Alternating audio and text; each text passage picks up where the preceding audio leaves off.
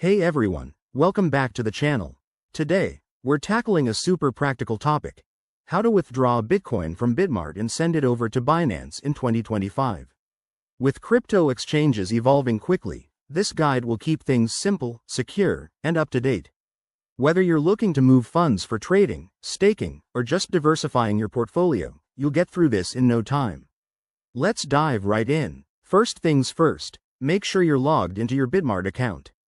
If you haven't already, enable two-factor authentication for extra security. It's a must in the crypto world. Once you're in, head over to the Wallets or Assets section and find your Bitcoin balance. Click on it to open the details. Next, select the Withdraw option.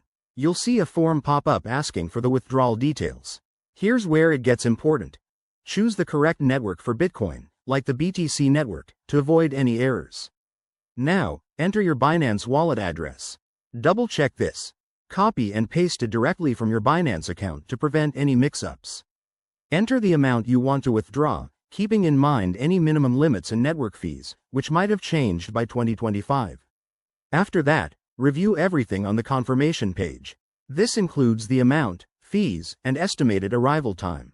Hit confirm, and you'll likely need to verify via email or 2FA. Once approved, your Bitcoin will be on its way. Transaction times can vary, but with blockchain improvements in 2025, it should be pretty quick, maybe just a few minutes to an hour. A few quick tips to make this smoother. Always use the official apps or websites, keep an eye on gas fees if they're applicable, and never share your private keys. If you're new, consider starting with a small amount to test the waters. And there you have it. That's how you withdraw Bitcoin from Bitmart to Binance in 2025. It's straightforward once you know the steps, but always stay vigilant with your assets. If this helped you out, smash that like button, subscribe for more crypto guides, and drop a comment below if you have questions. Thanks for watching, and I'll see you in the next video.